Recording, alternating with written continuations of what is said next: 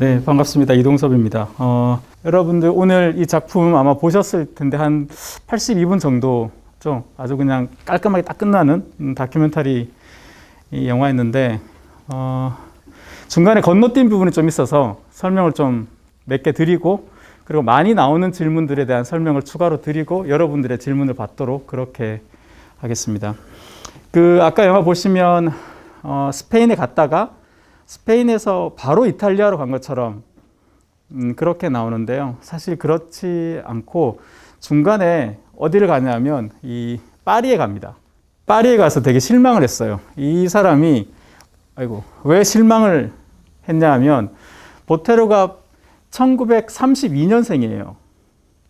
일제강점기로, 우리 따지면 일제강점기에 그래서 태어난 거죠. 그러니까 32년인데 50년대에 파리에 가면 이런 그림들이 잘 나가던 시절이었습니다. 당시에. 그러니까 피카소는 뭐 워낙 이거저거 많이 했던 사람이니까 이런 그림, 큐비즘 여러분들 아시는 게르니카 같은 그 중간에 있는 건 마티스입니다.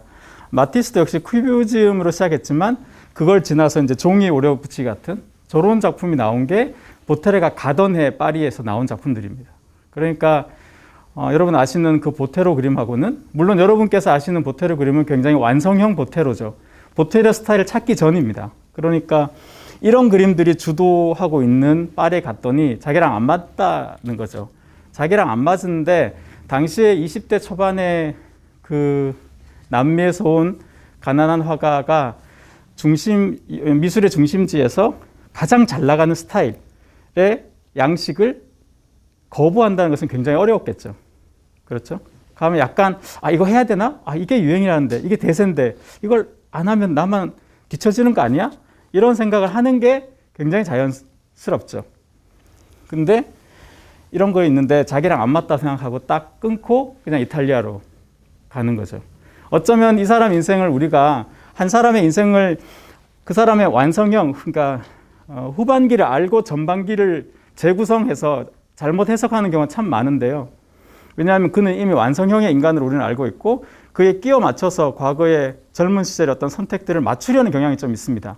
그런데 보테로는 제가 그냥 이 사람 삶을 좀 가까이 들여다보니까 이때 이 사람의 인생의 그 갈림길에서 하나의 어떤 선택지가 갈라진 것 같다, 이렇게 보입니다. 그래서 이런 시대였고, 그리고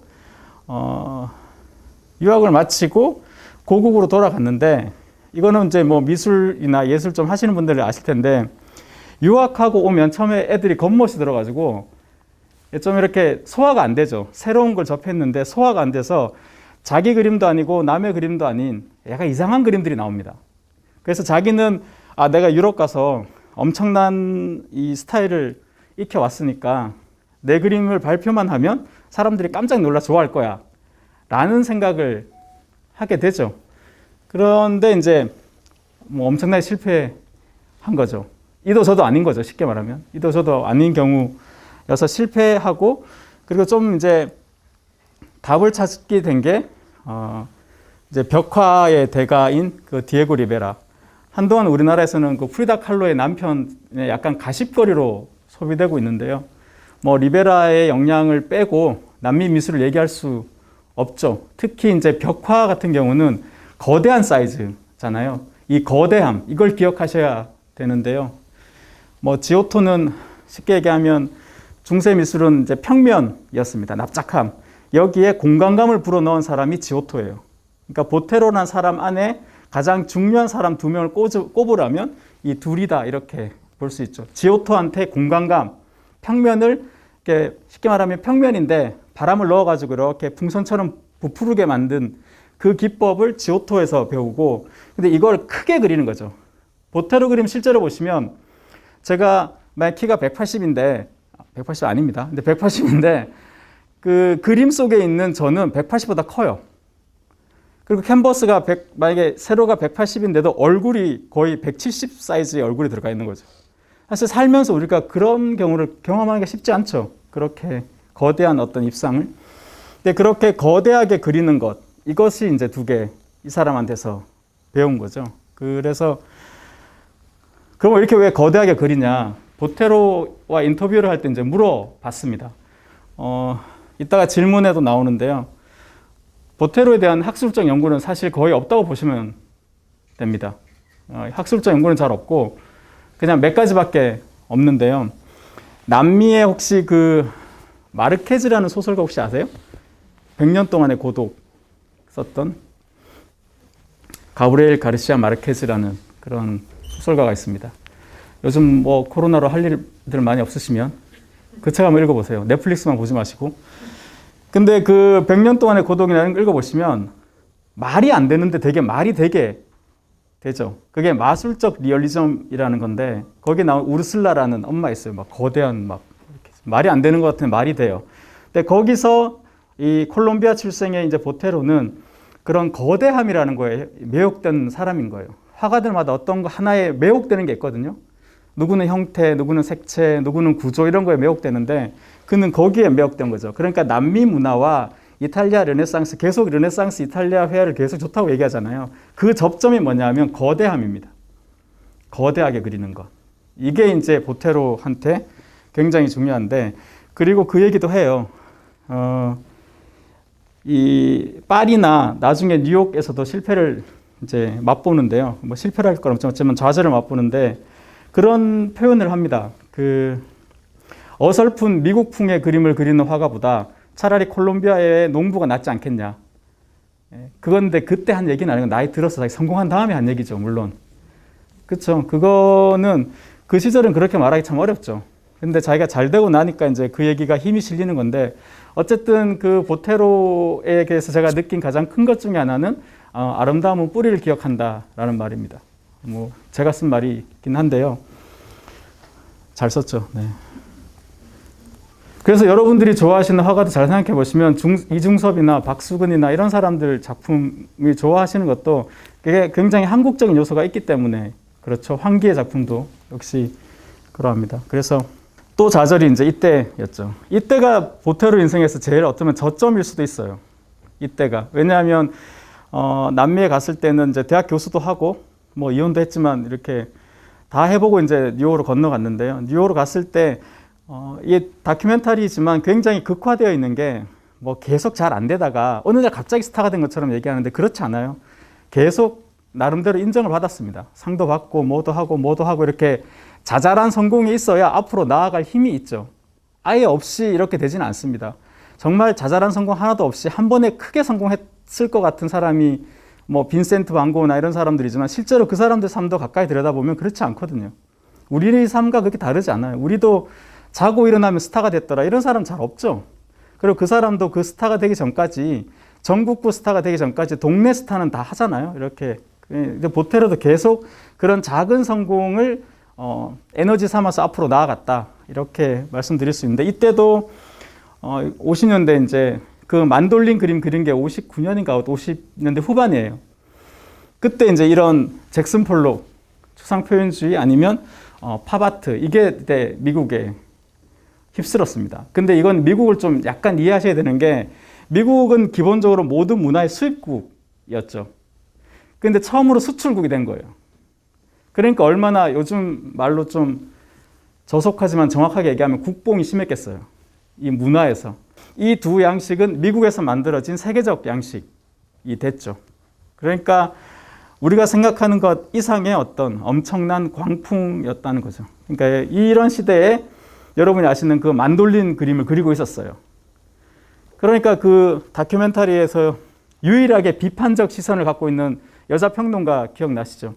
그분은 굉장히 그래도 이게 이 작품의 제작자가 누군가 하면 그 자주 나오는 여자 딸 있죠? 그 딸이 제작자예요. 그러니까 대놓고 이렇게 굉장히 완곡하게 표현하시더라고요. 더 직설적이고 비난을 되게 많이 받았어요. 이 사실은. 그러니까 이제 이런 그림이 세련되고 현대적으로 생각할 때 60, 70 먹은 사람이 아니라 20대 후반, 30대 초반의 화가가 그런 걸 그리고 있으니 굉장히 난감한 거죠. 본인도 난감하고 주변 사람도. 이때도 파리에 갔을 때만큼 혹은 더 그 이상으로 이제 힘들었던 거죠.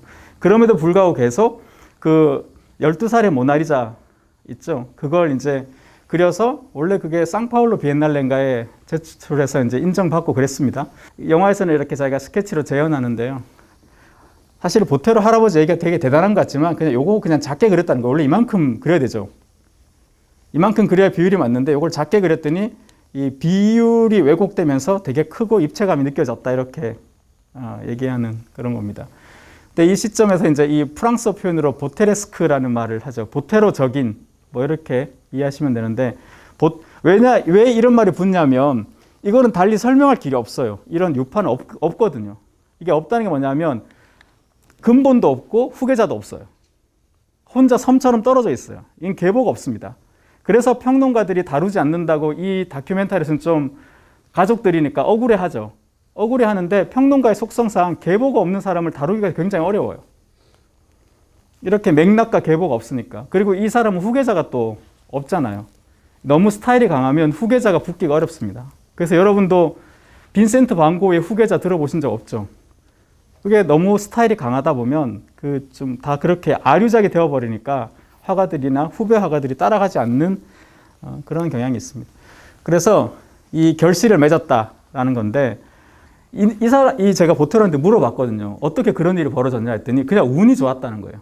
그러니까 운이 좋았다는 말은 그러니까 우리 식으로 좀 이렇게 돌려서 번역하자면 운때가 맞았다. 이게 사주가 그때 이제 그 사주가 들어왔다 이런 건데 영화에서 보시면 그 모마의 갤러리스트가 이렇게 픽업하는 얘기가 잠깐 나오죠. 옆집에 왔다가 뭐 근데 아들이 그렇게 묻잖아요. 그날 그때 없었으면 어떻겠냐.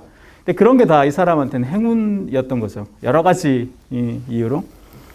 근데 이 그림이 재밌는 게 다빈치의 이 모나리자가 외국에 나간 적은 2번밖에 없습니다. 이때가 처음으로 나갔어요. 케네디 대통령 때였거든요.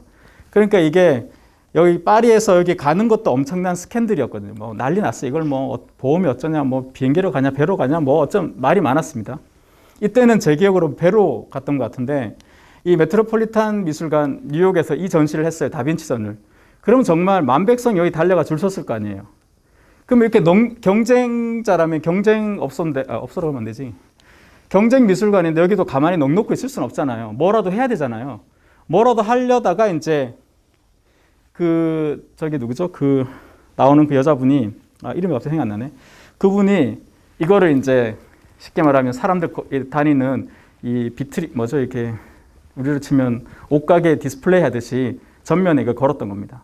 그러면 지나가는 사람들이 이걸 봤을 거 아니에요. 그 수많은 사람들이. 근데 이거는 이 그림을 본 사람보다 이 그림을 보고 이 제목에 더 뉴요커들은 더 재밌다 이렇게 반응이 된 거죠. 그러면서 이제 59년자인가 그런데 이 작품이 1963년도를 기점으로 보테로 이름이 이제 전 세계적으로 이 두 개가 묶여가지고 속칭 뜨게 된 거죠.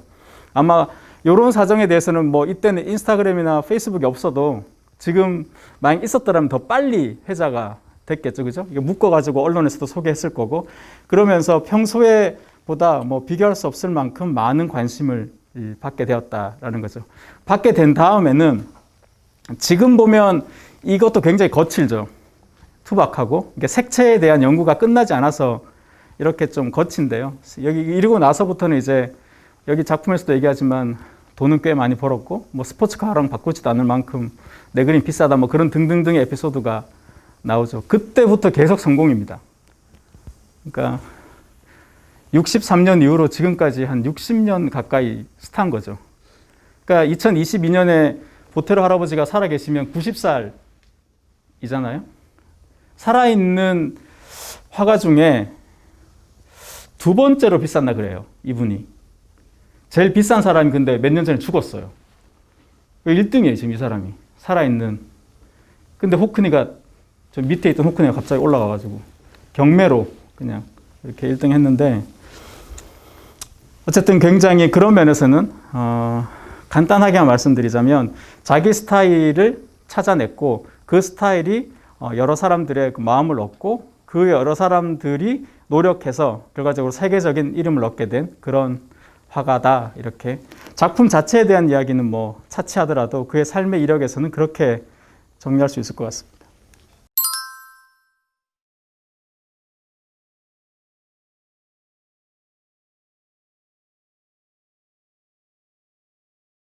그건 저도 이제 파리에서 만났을 때 여쭤봤으니까.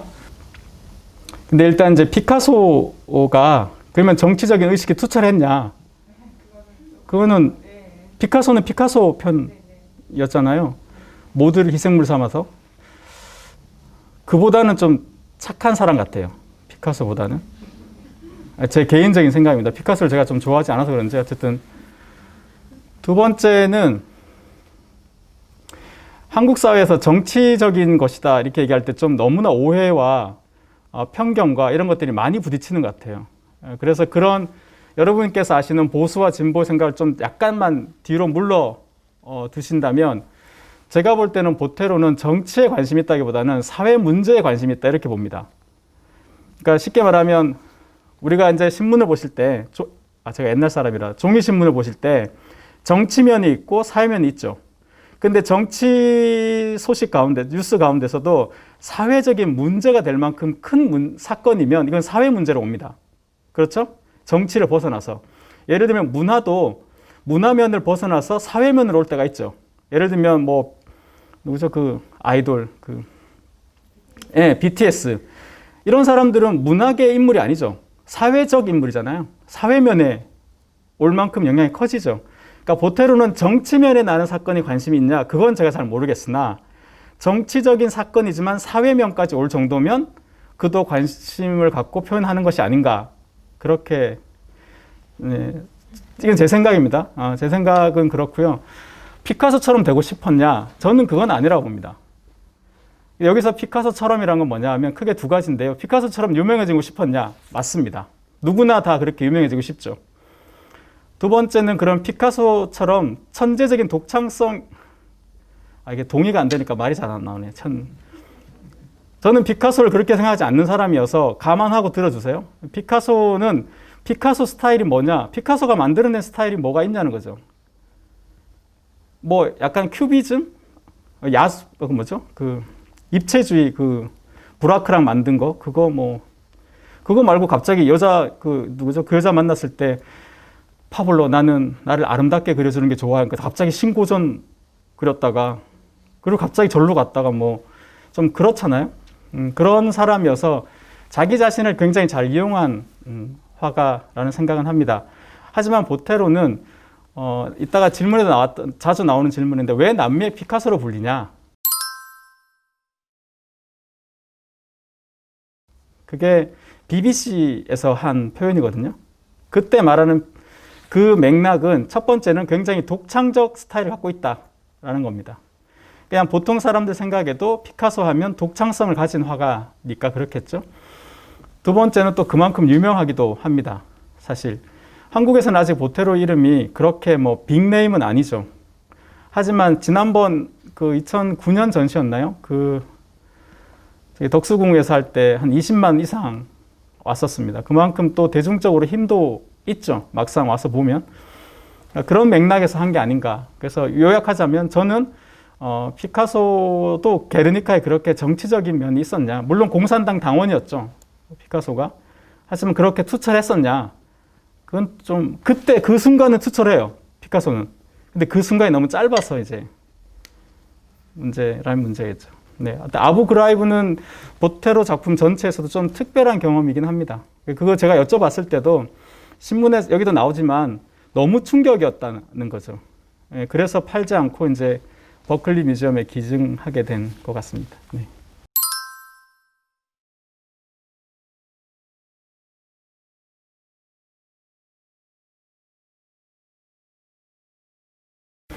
네, 저도 그 부분은 처음에 되게 재밌었던 게 보테로 그림 어디에도 웃는 사람이 없어요. 아무도 웃지 않아요. 그게 약간 뚱한 표정이죠. 말씀하신 것처럼 굉장히 색깔도 화려하고 뭐 이렇게 하는데 표정은 그냥 약간 무뚝뚝한 사람이죠. 보테로 할아버지한테 보테로에게 그 질문을 했는데요.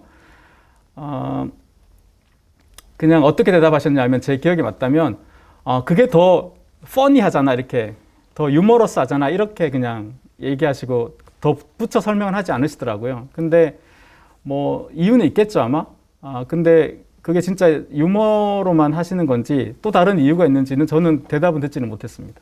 근데 저도 그 부분이 좀 의외고, 또 하나 덧붙이자면 보테로 그림에는 보테로는 구상화가라 그래서 사물을 좀 담게 그리는 쪽 화가예요. 아까 보셨던 추상이 있고, 이제 추상은 비구상이라 그러는데요. 근데 현실을 보고 그리는 게 구상이고, 그렇지 않으면 추상, 이 두 개가 크게 있는데, 그래서 모델이 있냐? 보통 구상 화가들은 모델이 있거든요. 그래서 보테로에서 모델이 있냐 했더니 모델은 없대요. 그러니까 모델 없이 그리는 구상 화가라는 점도 굉장히 좀 독특한 면이죠. 그런 제가 볼 때는 보테로는 어쩌면 그 답이 진짜 진심일 수도 있는 게 약간 그림의 유머가 좀 많습니다. 여러 작은 요소들도 그렇고 그런 걸 또 즐기는 게 아닌가 싶기도 하고, 그리고 무엇보다 웃는 얼굴을 그리기가 되게 어려워요. 네, 그리고 보테로 스타일과 웃는 건 잘 어울리지 않기도 할 것 같습니다. 상상을 해보니까. 네.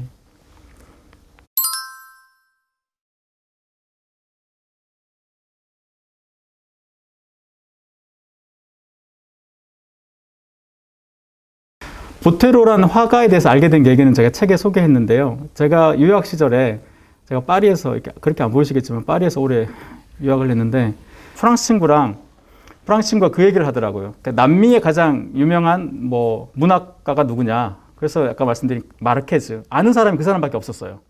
그래서 마르케즈 하니까 맞대. 그 음악가는 누가 제일 유명하냐. 역시 같은 이유로 아는 사람은 피아졸라밖에 없었습니다. 그래서 피아졸라 하니까 맞대요. 그럼 화가는 누구냐? 프리다 칼로? 이렇게 얘기했더니 아니라는 거예요. 그 같이 전공하는 친구가, 제가 아마 석사 할 때였나 그런데, 그래서 누구냐고 하니까 뭐 페르난도 보테로래요. 처음 들어봤어요. 사실은 미술사 공부하고 그래도 처음 들어봤습니다. 제가 관심이 없는 사람이어서 그랬는지. 그런데 이제 걸어가다가 이제 그 근처에서 그 포스터 있죠. 아까 발레리나 그 포스터에 전시를 하고 있더라고요. 그래서 처음 알게 됐습니다. 아, 이런 화가 있구나. 그리고 들어가서 봤더니 약간 웃긴 말로는 들어가자마자 계속 웃었어요. 너무 웃긴 거예요, 그림이. 아니, 이런 아동미술 같은 걸 왜 이렇게 진지하게 오랫동안 했지, 이 사람은? 그게 제일 첫 번째 놀라움이었어요. 근데 이 사람이 이렇게 비싼 화가고 정말 인기가 있다는 것도 인기 있는지는 알겠더라고요, 보니까. 기분 좋잖아요. 기분 좋잖아요. 즐겁고. 그리고 실제로 작품을 꼭 보셔야 되는 게, 보테로 그림 실제로 보시면 진짜 색감이 고와요. 되게 곱습니다, 색깔이. 이 화집이나 이런 거에서는, 그 영상에서는 그래도 좀 그나마 괜찮은데, 근데 너무 스케치나 이런 것들을 많이 보여주고, 좋은 전시된 원작을 이렇게 좀 잘 안 보여줘서 그게 좀 아쉬웠는데, 저는 이 영화에서. 그래서 실제로 전시하면 꼭 한번 보시고, 조각 작품도 실제로 보시면 굉장히 매끈한 게 되게 약간 고대 그리스 조각 같아요. 약간 느낌이. 그래서 이제 호감을 갖고 있었고, 이제 관심이 있었는데, 그 정도였던 거죠. 더 이상은 아니었는데, 지금은 요즘 다시 방송에 나오시는지 모르겠는데, 김정은 씨 있죠. 그 북한 지도자와 이름이 같은 김정은 여자 배우. 그때 이서진이랑 사귀고 막 그래가지고 그때 핫했는데. 파리의 연인. 네. 그분이랑 뭐 어느 잡지사에서 뭐 예술가 이제 그 전에 이제 뭐 코엘류도 했었고요. 뭐 여러 명 인터뷰를 이제 어레인지 했었는데, 김정은 씨한테, 김정은 씨 되게 말랐잖아요. 그래서 보테로를 하면 재밌겠다 해서, 그래서 이제 보테로가 파리 계실 때 이제 인터뷰를 잡아서 그 파리 생제르맹 데프레라고 중심가인데 거기에 아뜰리에가 있다 하더라고요. 그래서 이제 거기서 인터뷰를 하게 됐고, 이제 그렇게 이제 알게 됐죠. 그 후로 이제 관심을 갖고, 한국에 책이 하나도 없다 그러다. 그때도 타쉔인가 거기서도 마로니에 북스에서 한국에서 그 책 그때 나왔나 안 나왔나 하여튼 모르겠는데요. 그래서 책을 한번, 보테로 할아버지한테 제가 직접 이메일 지금도 이제 가끔 그렇게 주고받는데, 그러면 그 사람이 돈이 없겠어요? 뭐가 없겠어요? 근데 한국에 자기 책이 나온다는 게 그냥 기쁜 거잖아요. 근데 그렇기 때문에 쉽게 허락이 됐고, 책을 진행할 수 있게 되었습니다.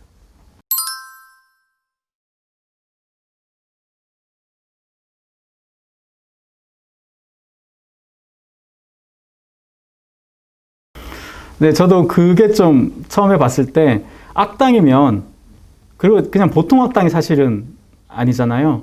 콜롬비아가 원래 요즘 나르코스, 나르코스 맞죠? 마치 콜롬비아가 엄청난 마약 카르텔 뭐 이런 걸로 많이 알려져 있잖아요. 근데 그전에는 사실 그렇지 않았거든요. 그러니까 근데 그 사람 때문에 이제 뭐 정치인을 죽일 정도로 이 카르텔이 성장했으니까요. 근데 보테로 작업실을 제가 가보고 관계된 이야기니까 이어서 그냥 붙여서 설명을 드리자면, 보테로 작품을 쭉 보셨을 때 다 우리가 흔히 얘기하는 뚱뚱하게 그립니다. 다 모든 대상을 파리마저. 근데 뚱뚱하게 그리지 않는 사물이 딱 하나가 있어요. 이게 뭘까요? 바로 뱀입니다. 뱀은 뚱뚱하게 안 그린대요. 그래서 제가 왜 뱀은 뚱뚱하게 안 그리냐 이렇게 얘기했더니 뱀은 나쁘잖아 이렇게 얘기하더라고요. 아니 이게 무슨 말이야 싶잖아요. 나쁘잖아래. 보시면 여기도 뱀이 있죠. 어디 있지? 얘는 그냥 그대로 그려져 있죠. 그렇죠? 이게 이제 그 알브레트 듀러의 아담과 이브를 다시 그린 거죠. 듀러가 알았으면 정말 명예훼손으로 걸었을 거예요, 분명히. 근데 어쨌든 이 작업실에 이제 갔을 때 이 아담과 이브 조각 두 개가 책상 위에 있더라고요.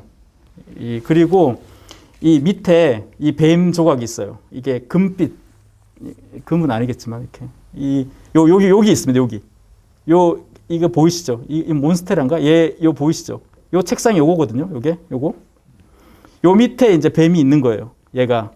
그래서 물었더니 이제 뱀은 왜 이렇게 그냥 똑같냐 했더니 이제 나쁘지 않아 이렇게 얘기하더라고요. 근데 아까 말씀하신 그 악당도 나쁜 사람이죠. 그런데 제가 짐작컨대 그 사람뿐만 아니라 정치인을 그린 그 정치인도 군부 독재하고 뭐 나쁜 사람들이에요, 다. 근데 그 나쁜 사람을 약간 희화화시켜서 놀리는 거죠. 그렇게 무섭고 막 사람들을 벌벌 떨게 했던 이 사람도 그냥 되게 우스운 사람처럼 만들어 버리는 게 아닐까 이렇게 그려가지고 저는 그렇게 생각했거든요. 무섭지 않잖아요. 아까 아름답게라고 얘기하셨는데 그렇게 보실 수도 있지만 그 사람의 어떤 행적이나 이런 걸 봤을 때는 전혀 두렵거나 무서운 사람이 아니더라고요. 거기에서는 어쩌면 그런 면을 좀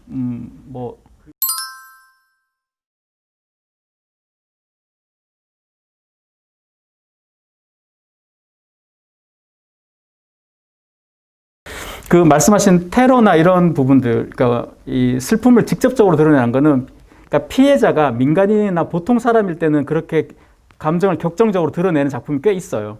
그런데 이제 그 악당 같은 누구죠? 그 사람 같은 경우는 아마도 그런 맥락이 더 크지 않았을까라고 그냥 짐작합니다. 네.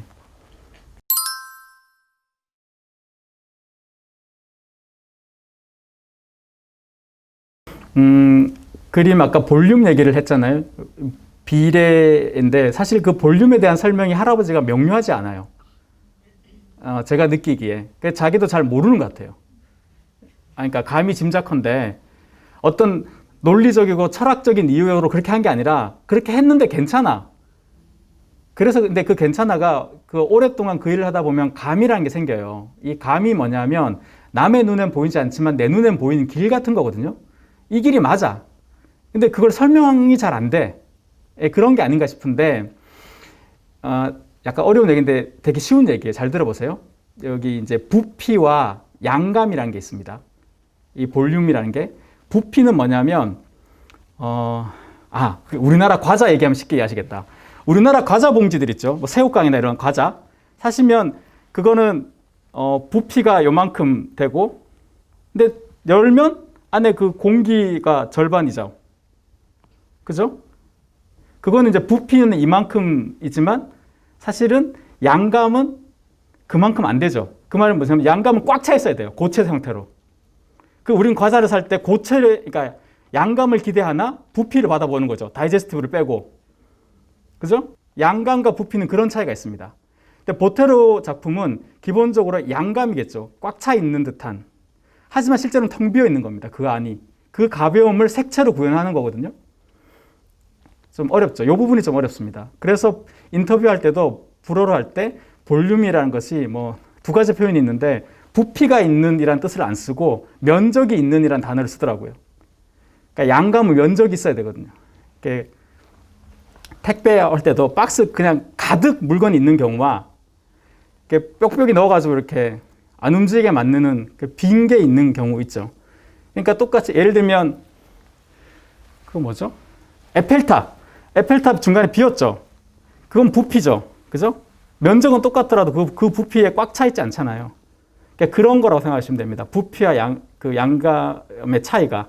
근데 보테로는 양감이 있는 것처럼 보이지만 그 안에 이제 비어있기 때문에 부피로 가벼움이 느껴진다. 이렇게 이해하시면 되는데, 자, 그걸 구현하기 위해서 여기 보시면 이 얼굴만 보셔도 전체 이렇게 있는데 요걸 작게 그려서 전체로 약간 볼륨감을 확대시키는 거죠. 대조, 비율을 왜곡시켜서 대조를 하는 겁니다. 한 인물을 그렇게 하는 것처럼 한 그림 안에서 사람을 작게 그려넣어서 그걸 구현하는 리듬감을 만들어내는 거죠. 마치 메아리 치듯이. 그래서 한번 여기서 이 대꾸를 이루고 그 다음에 이렇게 큰 데다가 만약에 사과를 더 작게 이렇게 그리면서 이것들 사이의 대조도 리듬감을 만들어내는, 그러니까 그런 요소고요. 네. 그럼 이 사진 잠깐 보여드릴까요? 그래서 인터뷰를 갔었는데요. 처음에 너무 이제 신기했던 게 돌아가신 줄 알았어요, 사실은. 이분이 이미 돌아가신 분인 줄 알았는데 여기 밑에 여기 이름 보이시죠? 여기 이름 있는 거예요. 너무 신기한 거예요. 이거 누르면 보테로 할아버지가 예스 하면서 열어주더라고요. 너무 그날은 어시스턴트 비서가 한 명 있거든요. 파리 사무실에. 그날은 그분이 안 나오셔가지고 혼자 다 이렇게 하시더라고요. 너무 신기한 거죠. 보테로 할아버지 문 열어주니까. 갑자기 서양미술사 책이 갑자기 걸어 나오는 듯한 그런 기분이었습니다.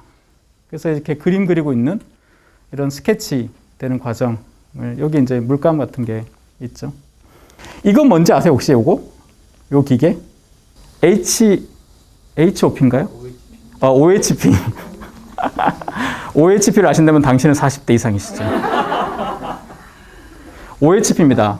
아마 여기 이제 어리신 분 잘 모를 텐데 OHP가 뭐 하는 거냐면 요렇게 비닐에다가 요 정도 그림을 그려요. 그런 다음에 여기다 올리면 벽면에 쏘면 그림이 이만큼 커지는 거예요. 비율이. 이해되세요? 예. 네. 그러니까 요거를 쓰고 있더라고요.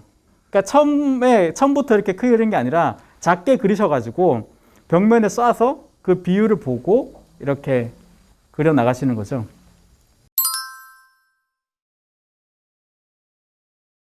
이 아뜰리에에 가서 되게 후회되는 게 두 가지가 있어요.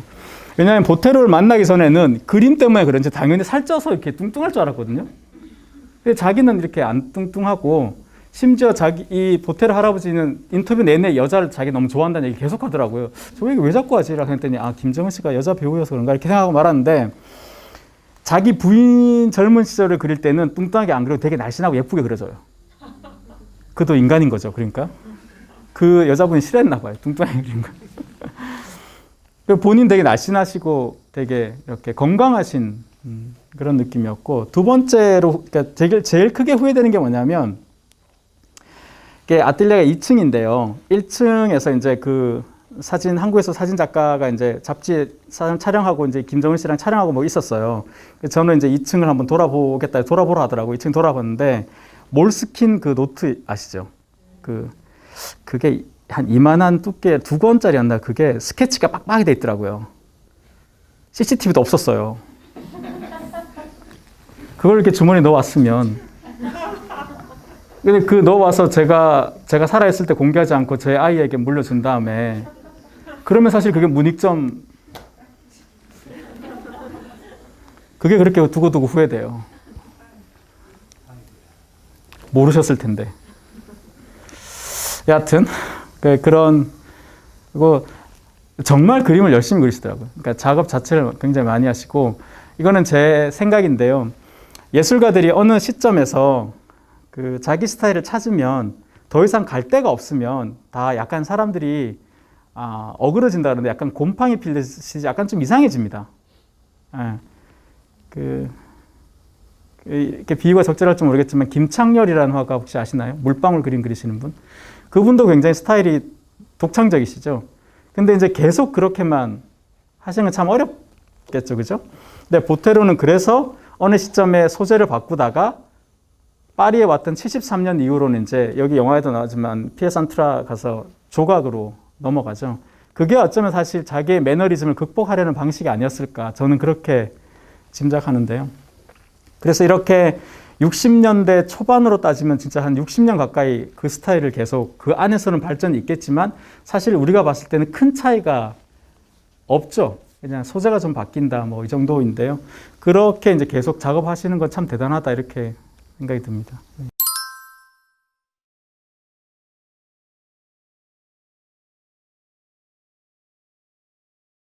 그러니까 학계 평가라고 약간 크게 말씀드리자면 무관심했죠. 무관심했습니다. 무관심했고 관심이 있으면 비난이죠. 네. 그게 갑자기 호의적으로 가진 않았을 거 아니에요? 여전히 호의적이지 않습니다. 그래서 보테로 검색했을 때 논문이나 이런 게 없어요. 책도 없습니다. 화집만 있을 뿐이죠.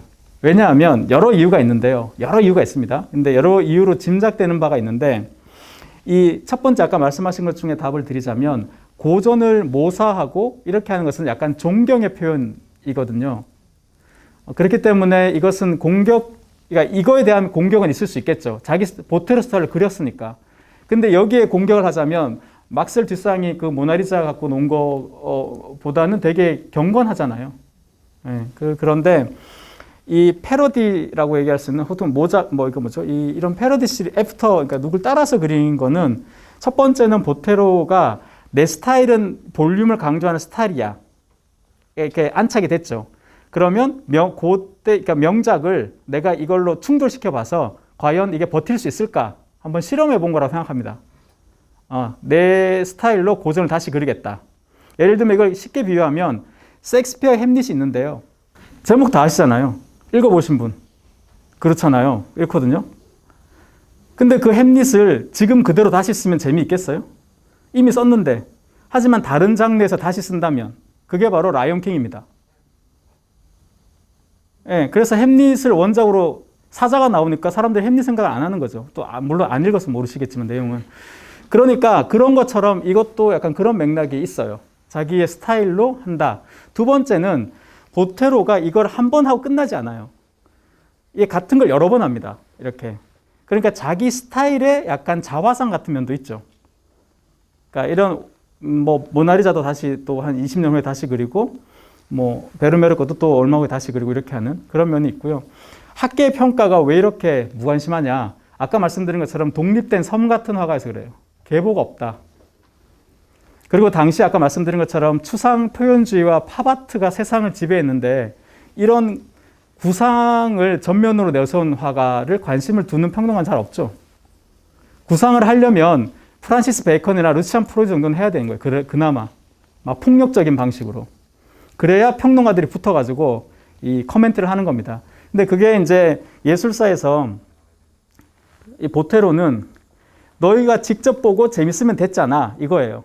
근데 현대 관객들은 뭡니까? 50년대 이후에 이제 미술 관객들은 나 잘 모르겠는데 누가 좀 알려줘. 그래서 평론가들의 말을 혹은 전문가라고 얘기하는 누군가의 말을 보고 작품의 가치를 부여하게 된 거죠. 근데 보테로는 그렇지 않습니다. 그렇지 않은 사람이 얘뿐만 아니라 피카소만큼이나 작품 활동도 오래 하고 좋은 작품을 많이 내고 자기 스타일이 굳건했지만 어떤 평론가도 관심을 가지지 않는 하지만 정말 많은 관람객들은 좋아하는 화가 또 있습니다. 누굴까요?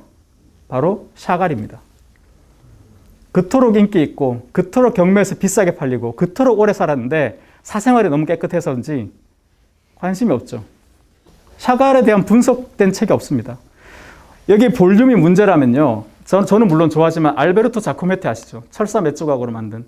자코메티 조각 하나 얼마인지 아세요? 걷는 사람 이런 거? 그거 이제 요만합니다. 요만한. 이게 들고 택시 타기 좋아요. 그 실제로 전시할 때 본인 들고 택시 타고 가서 전시했으니까. 요만한 거. 지금 1,200~300억 합니다. 1,200~300억 감이 안 잡히죠. 통일 신라 시대부터 100만 원, 1년에 1억씩 모아야 돼요. 그래야 이제 요즘 되면 그 돈 나옵니다. 고려 조선 이렇게 모아요. 근데 그것도 볼륨을 극단적으로 줄인 그 작품은 왜 그렇게 만백성이 떠받치는 작품이 되었을까요? 정반대잖아요. 얘는 뚱뚱하게 걔는 홀쭉하게. 근데 그 작품을 발견하고 가치를 부여한 사람은 당대 세계 최고의 슈퍼스타였던 사르트르였습니다. 사르트르가 한마디 하니까 이제 옆에 있는 사르트르보다 좀 저기 한 사람들 또 한마디씩 다 하고 이렇게 하면서 이제 그런 면이 있죠. 작품의 가격과 가치를 잘 스스로 평가하지 못하는 현대인들한테 그 중간 집단이 큰 역할을 하기도 합니다. 근데 그런 이유가 있지 않을까 싶습니다. 네. 그 미술관 얘기를 잠깐 해볼까요? 그 미술관을 지었잖아요. 근데 그 콜롬비아 보고타에 현대미술관이 없었습니다.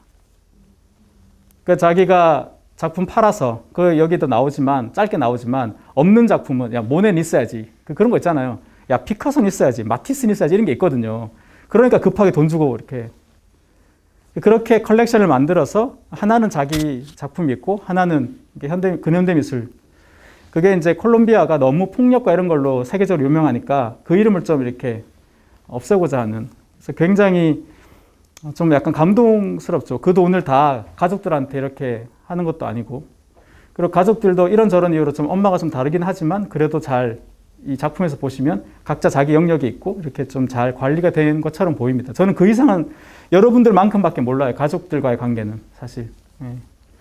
어쨌든 그런 이 미술관을 지어서 이렇게 하고 있는 그런 거 보면 참 감동이죠. 지금도 계속 곳곳에 그런 기부를 많이 한다고 이렇게 들었습니다.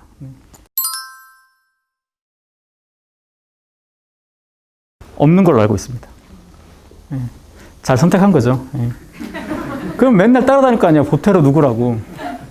그 니네 아빠는 할아버지는 뚱땅이를 너는 왜 이렇게 그러냐. 뭐 차들이 얼마나 불쌍해요. 아버지 때문에. 그리고 저 마게리타 저게 벨라스케스 그림에 나오는 소녀인데 파리의 아틀리에를 얻은 게 73년도인데 그때부터 저 그림은 저 자리에 있었다. 우리로 치면 약간 부적처럼 그렇게 붙여놓고 있다 하더라고요. 그래서 그 그림 앞에서 저 사람이 접니다. 질문 있으시면 일로 질문 보내주시면 보고 제가 답을 해드리도록 하겠습니다. 어수선한 시절에 여기까지 오셔서 영화 보시고 질문도 하시고 끝까지 남아주셔서 굉장히 고맙습니다. 다음에 또 좋은 기회 때 뵙도록 하겠습니다. 고맙습니다.